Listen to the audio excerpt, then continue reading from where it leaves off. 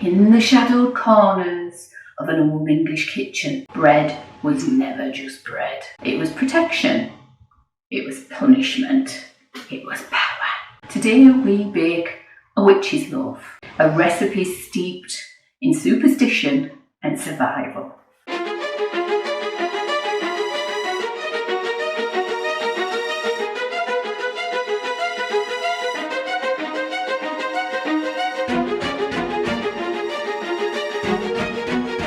By the reign of Elizabeth I, witches were usually seen as poor old ladies that were often blind in one eye. If someone spoke to her, they were said harm would befall them. In the 17th century rural England, if someone fell ill under mysterious circumstances, suspicion often turned toward the local healer or midwife or widow. Many believed their work was the work of the devil and not God. To test for witchcraft, families would bake a loaf of bread, sometimes with the afflicted urine in it, and feed it to a dog.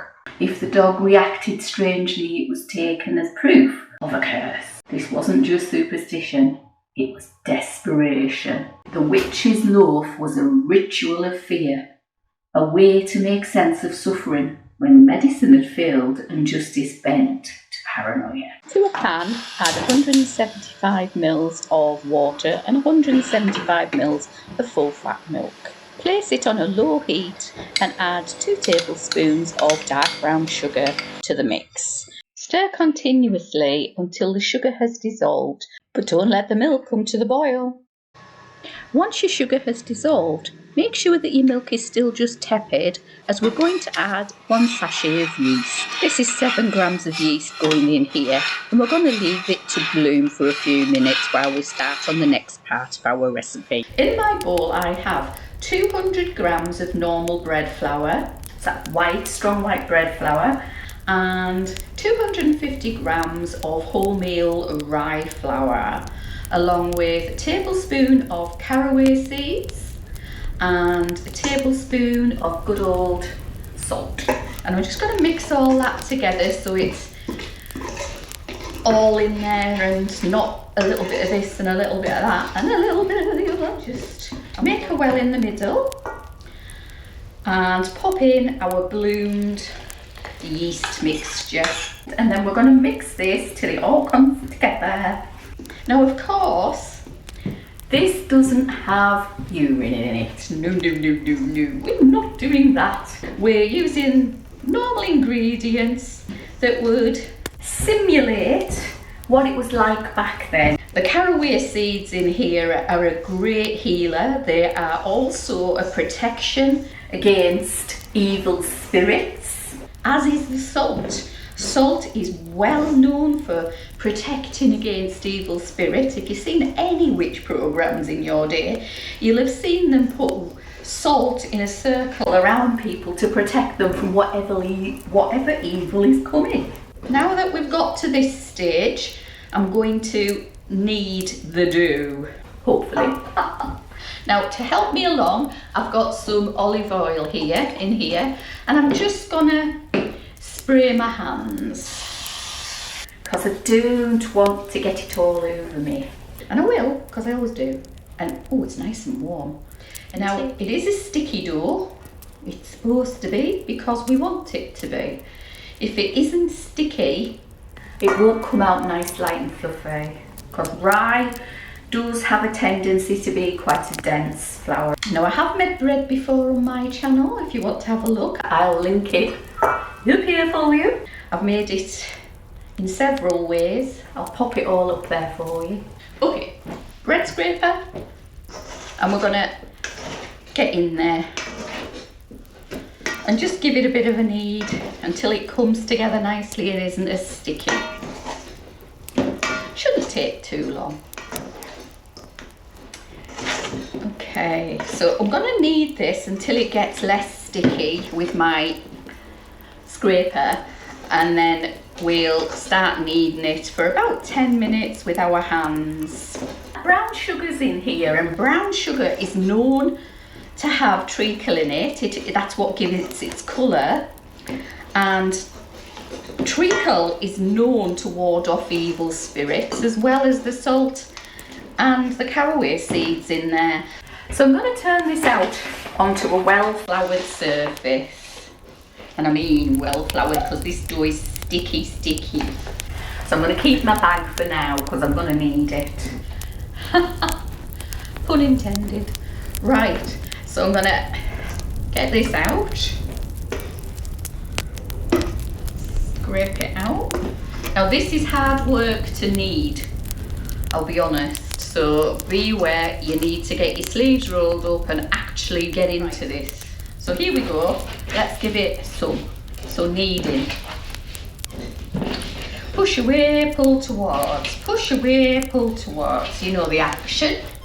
Over the years, they've started to change how we say witches.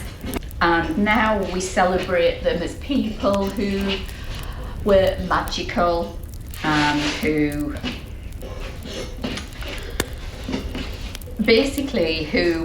did good sometimes and did bad other times. Well, I've given it 10 minutes, so I'm going to let it rest. I'm going to get a clean bowl for it. I'm going to spray it with a little bit of oil so it doesn't stick.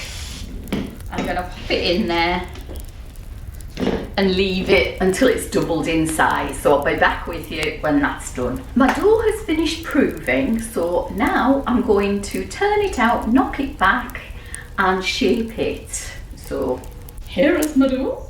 You can see that, there you go. It has doubled in size. So we're going to spray a little bit of oil down, hopefully to stop it sticking, and a little bit of oil on my hands, not a lot. Rub it in. Hopefully, fingers crossed, it won't stick. Let's see how long. Ooh, quite good actually. Ooh, yes, good. There we go. Scrape my bowl. It's got a little bit on the bottom, not a lot. So knock it back.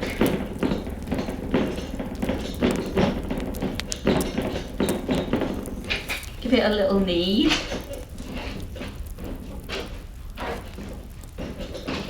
Feels good actually.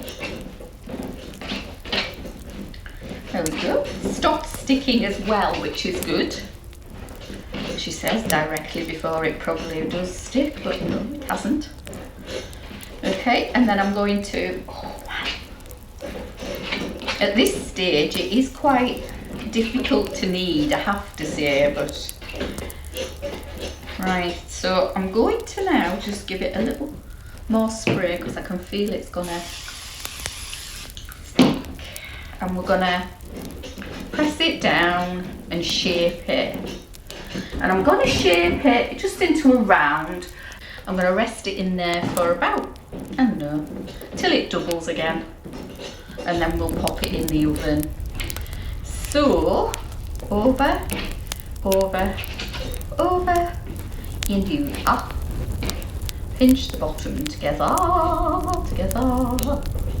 and then we're gonna push away, pull towards, push and pull, push and pull, push and pull. If you want to see my sourdough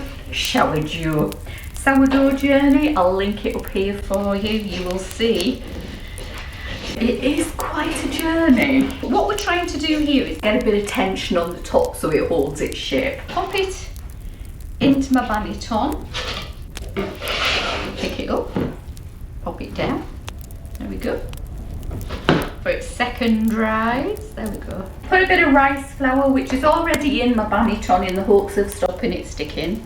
Put a bit of rice flour on the top, just give it a little pat. Cover it and leave it to double in size again. There we go. I'm just going to leave it at room temperature for now. So I've set my oven to gas mark 4 and I have let my dough rise. And here you go. Doesn't that look good? Woohoo. So I've got a baking sheet here and I'm going to put a little bit of rice flour on it so my loaf doesn't stick, and then I'm going to plop it on top. Hey, oh good lord, that came out easy, didn't it? So I'm going to spread this over the top so we've got a nice sort of even distribute. I wonder if that was, no it won't, we'll leave it guys. And I'm just going to score a cross in it. That's how it was done back in the day. And the cross symbolised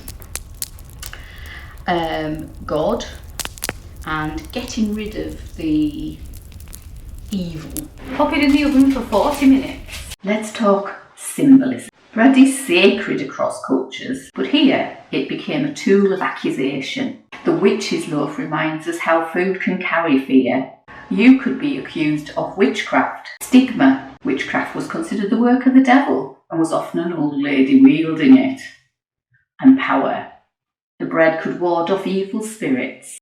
From suspicion to sustenance, the witch's loaf tells a story we still need into memory. Until next time, eat wisely and eat these words.